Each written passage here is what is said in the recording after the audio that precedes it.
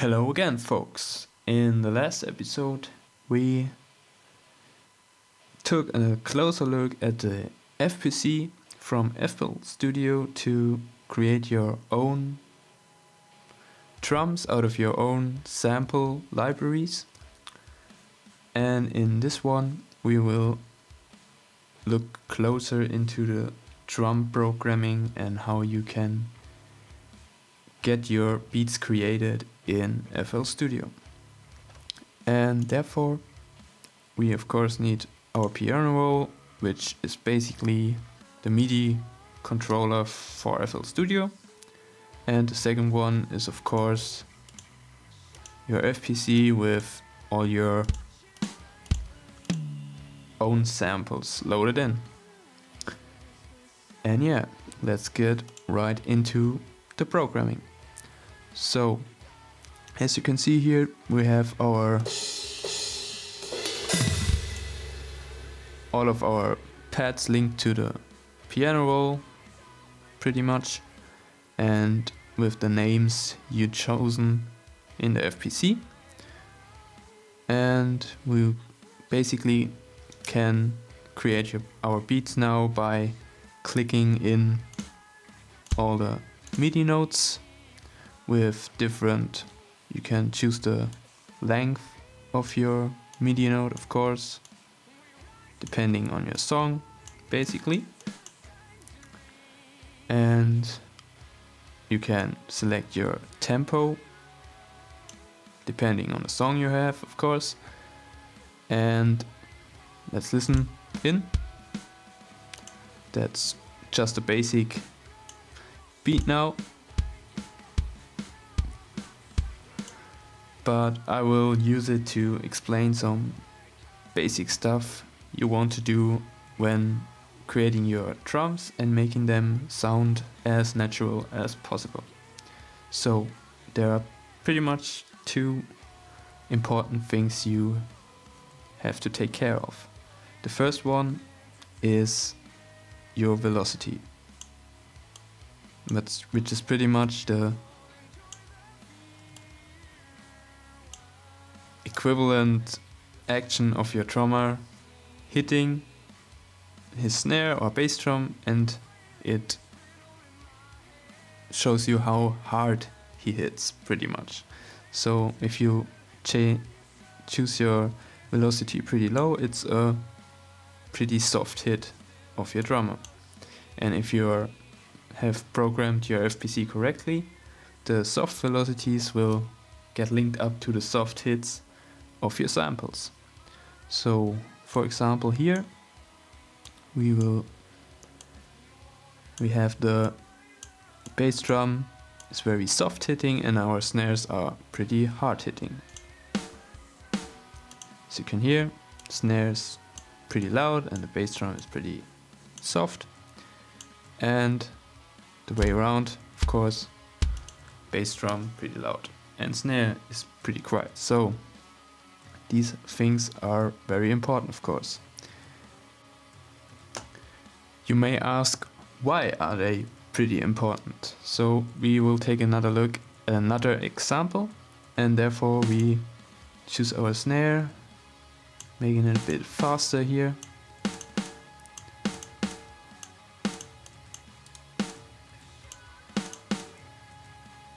So if you have a lot of snare hits right after another,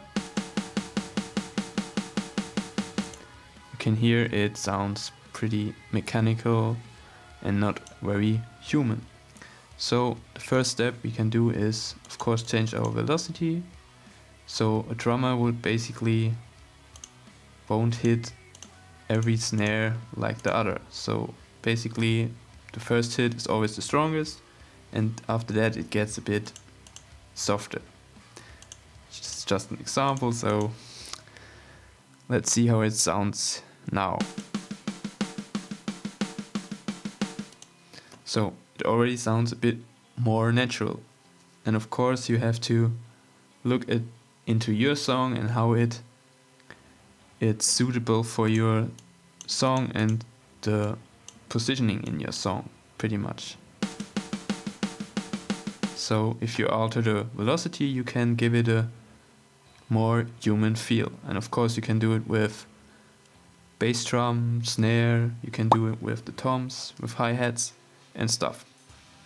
And the second very important thing here is that our snare hits are slightly apart from our grid positioning here. And basically you can do it by selecting the snap to grid option here, and you want to choose the none part here because you want to place your MIDI notes freely on the piano roll. And if you select the step one basically here, as you can see, it gets snapped onto the grid here, and that also sounds very unnatural because the drummer of course can't hit exactly on your metronome, for example. So if you do that for every part of your drum kit, you can make it already pretty natural. Okay, that's the two pretty important things you have to keep in mind: velocity and your drum, your note positioning. And of course, if you do program your drums in the piano roll for a whole song, you can get up to 150 bars, for example. And if you do that, it can get pretty tiring and it takes a lot of time. And of course, you have a lot of notes you would have to alter manually. So what you can do is you can choose some tools that in some extent help you to make this more efficiently. And therefore we will take a closer look at the first one.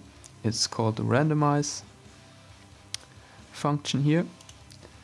And what it pretty much does, it changes the velocities of all of your notes you have selected. For example, here we have the snares selected and the velocities change by turning that knob. The second important feature here is the seed button here. You can change the way how your velocities get changed. And here you pretty much have to play around on your own a bit and basically find the right setting for your song. Of course, sometimes you just have to change the velocities manually.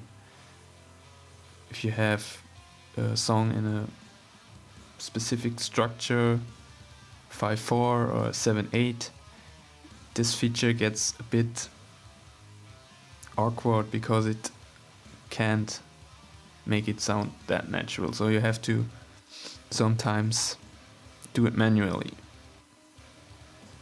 especially on drum rolls or such snare stuff we did here. It's basically just better, and sometimes it's also faster to do it. But for most of the part, basically on the bass drum or something, you can easily do it like that and do it for the whole song, and it's done and it sounds already pretty cool. Okay, we can do it here. So the velocities are altered. The second thing you can do is to, okay, we change that real quick again. So the second thing is another tool. It's called the Quantized Function here. And what it does, it changes the positioning of your hits for you. Basically, what you can choose here are different patterns. I usually take the 8th note only version. So for fast snare hits or drum rolls, this works pretty good already. But as I said, sometimes you have to change it manually. For if you want to have done it fast, you can choose this option here. And what it does is you can change the sensitivity. We'll zoom in a bit so we can see it better. So the sensitivity pretty much sets how sensitive our program here works. The start time, as you can see, changes the start time and duration, the length of your MIDI note. And of course it works more efficiently for faster paced parts. So if we change it to eighth notes or something like that, it will work better, of course.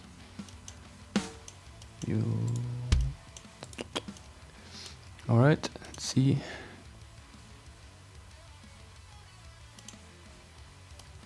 So if we play around with the sensitivity here and the start time, you can see that one note here gets altered and shifted in position. Of course you have to be careful and don't change too much so it doesn't get messed up. Alright. So we will end this episode with a few extra tips I found. What I basically don't do is that I program my drums in the piano roll. I usually use Guitar Pro to program my drums there and export it as MIDI and import it into FL Studio as MIDI again. So what we can do now is we just choose a MIDI file, drag it onto our FPC, and as you can see we get all the MIDI notes already into our piano roll. And of course now we can change our velocities here and can also use the randomized function again, so you can see it changes for the whole song, the velocities of the whole song. And yeah, that's pretty much what I do to have everything nicely. Sometimes it's a bit more work to change the velocities and the positionings, but for me it tends to work out. If you import it that way by dragging in, you have to manually set your tempo to your song. That's one thing you have to take care of. Another tip is in the FPC again. For example, if you have a closed hi-hat and an open hi-hat, a real drummer of course won't. For example, if he hits a open hi-hat and shortly after it the pedal hi-hat or the closed hi-hat, the open hi-hat has to be muted, and therefore you can, let's see, we have a open hi-hat here, and after that we will play a closed hi-hat and so on. So if you play it, you can hear that the open hi-hat still rings out, and we can easily select on our open hi-hat. We have to look for the cut and cut by field here, and we have to set it to 0, 0, and we do the same thing to our pedal hi-hat or closed hi-hat. So we'll play it again. So as you can hear, it stopped as soon as the closed hi-hat came in. Another thing you can choose here is you can click this button here. What this does, it, for example, if it's not selected, your MIDI note won't affect the play time of your sample. For example, we will play it real quick. As you can hear, it still rings out even after the note ended here. But if you click the button here, sorry for that. If you click the button here, you can hear that it stops right after the media note ended here. So that's pretty useful when you get deeper in your songwriting and you have parts where the open hi-hat shouldn't ring out or stuff like that. So you can play around with that a bit. Alright, that should be pretty much it for the drum programming here. Of course, if you have questions and other stuff you want me to do, leave a comment, subscribe, like on Facebook. Alright, see you soon again.